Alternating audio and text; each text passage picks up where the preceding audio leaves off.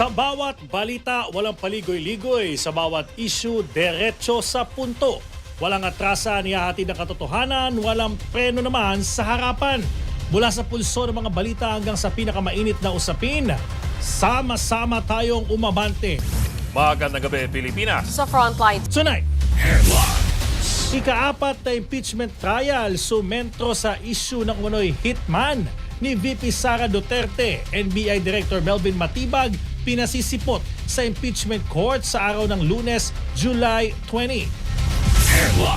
Mga pahayag ni VP Sara Duterte na may motibo at kakayahan gawin ang banta laban kay Pangulong Bongbong Marcos, pero depensa, pinabulaan ng may kinontratang tao ang bise para paslangin ang Pangulo. Defense team ihaharap ang kanilang testigo sa umano'y Operation Romanov. Testigo ng prosekusyon ginisa sa mga typographical errors sa affidavit at subpoena sa impeachment trial.